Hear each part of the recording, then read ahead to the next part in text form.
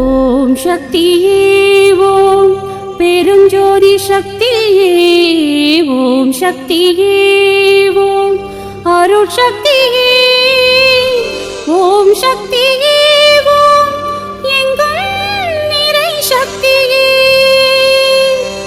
ஓம் சக்தியே ஓம் ஓம்கார சக்தியே.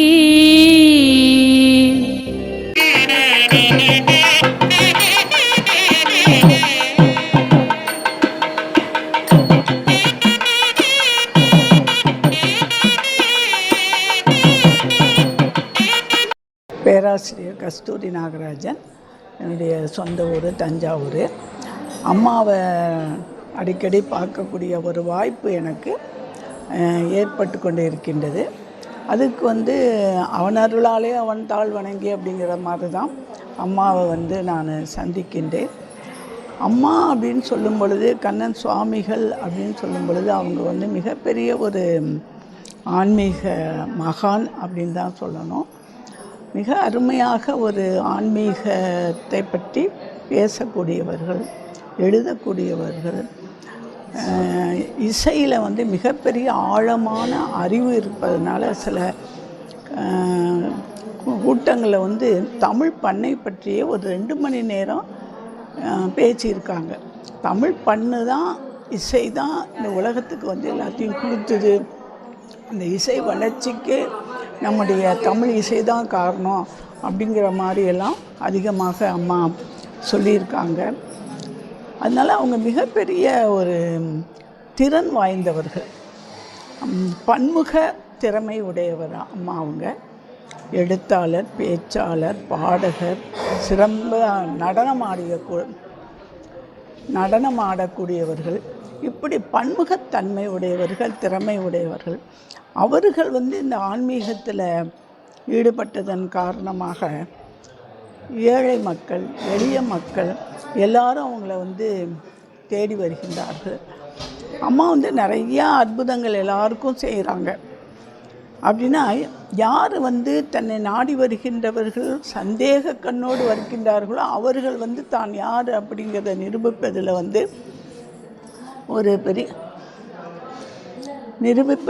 ஒரு பெரிய ஆற்றல் உடையவராகவும் நிறைய பேருக்கு செய்கிறாங்க. எனக்கு அப்படின்னு சொல்லும் பொழுது அவங்க முதலாக நான் அவங்கள சந்திக்கிறேன். ஒரு கல்லூரி தாளார்களுடைய வீட்டில் பார்த்த பிறகு அம்மா நேராக எங்கள் வீட்டுக்கு வர்றாங்க. எல்லாம் பூஜையெல்லாம் முடித்த பிறகு அவங்க என்ன சொல்கிறாங்க, உடம்பை பார்த்துக்கோ அப்படின்னு சொல்கிறாங்க. அப்படி உடம்பை பார்த்துங்க அப்படின்னு சொன்ன பொழுது பார்த்திங்கன்னா அவங்க சொல்லிட்டு போயிட்டாங்க, என் உடம்பில் இருக்கக்கூடிய அத்தனை கழிவுகளும் போய் இன்ன வரைக்கும் நான் நல்லா இருக்கேன். ஆக இதில் அவங்க மருந்து சொல்லலை, எதுவுமே சொல்லலை. அது ஒரு நயன சிகிச்சைன்னு தான் சொல்லணும். பார்த்த உடனேயே நமக்கு என்ன ஒரு நோய் இருக்கோ அந்த நோயை தீர்க்கக்கூடிய ஒரு வல்லமை, திறன் படைத்தவராக அவங்க இருக்கின்றார்கள். அதே மாதிரி பார்த்திங்கன்னா நவம்பர் அமாவாசை வேள்விக்கு நீங்கள் வாருங்கள் அப்படின்னு ஒரு அனுப்பிச்சிருந்தாங்க.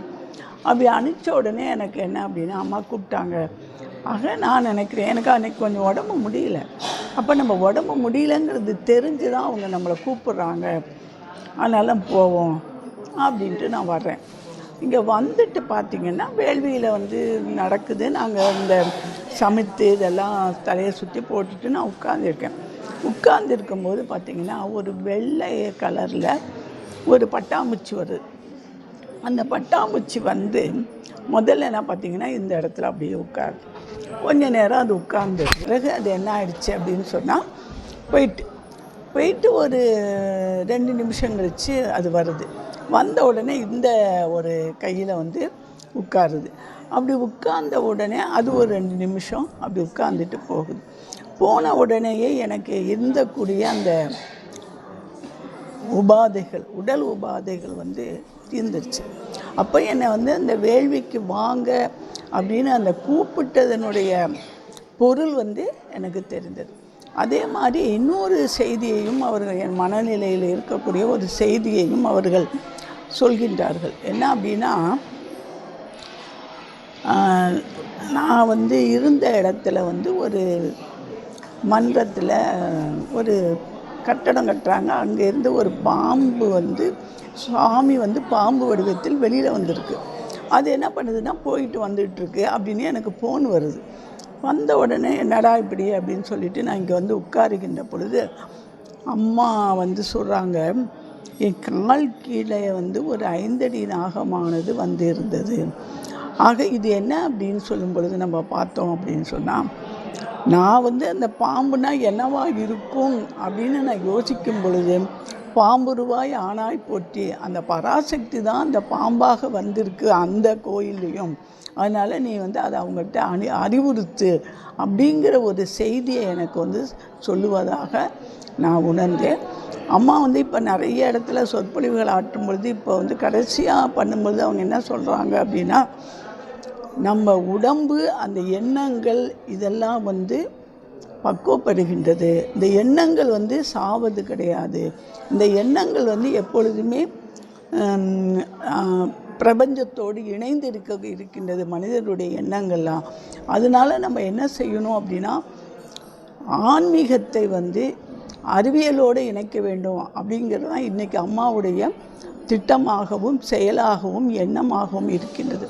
அப்போ வந்து ஆன்மீகம் சாராத விஞ்ஞானம் வந்து ஒரு நொண்டியாகவும், விஞ்ஞானம் சாராத ஆன்மீகம் என்பது ஒரு குருடு தான் அப்படிங்கிறது தான் இன்றைக்கி உரிய அம்மாவினுடைய எண்ணமாக இருந்து, இன்றைக்கி இளைஞர்கள் பார்த்திங்கன்னா ரொம்ப மோசமாக போயிட்டாங்க. அப்போ இளைஞர்களுக்கு ஆன்மீகத்தை சொல்லணும்னா வெறும் இலக்கியத்தையும் பாடலையும் அந்த நயத்தையும் சொல்லிட்டு போனால் பிரயோஜனம் கிடையாது. ஆனால் ஆன்மீகத்தை அறிவியலோடு இணைக்கின்ற பொழுது தான் அது முழுமை பெறும் அப்படிங்கிறத வந்து அவர்கள் நினைத்து கொண்டு இன்றைக்கி என்ன பண்ணுறாங்கன்னா, உடம்பில் இருக்கக்கூடிய நியூரான் எப்படி வந்து செயல்படுகின்றது அப்படிங்கிற செயல்களையெல்லாம் மிக அழகாக அம்மா சொல்லி, இன்றைக்கி இருக்கக்கூடிய இளைஞர்கள் வளர வேண்டும் என்றால் ஆன்மீகத்தை அறிவியலோடு இணைத்து என்னுடைய தொண்டர்கள் எல்லாம் அதில் ஈடுபட வேண்டும் என்கின்ற மிக உயர்ந்த ஒரு கோட்பாட்டை உடையவராக அம்மா இருக்கின்றார்கள். அம்மாவினுடைய பலம் என்ன என்றால் தொண்டர்களுடைய பலம் என்ன அம்மா. ஆக ஆன்மீகமே இன்று வளரும் என்பதை அம்மாவினுடைய நன்றி சொல்லி விடைபெறுகிறேன். நன்றி.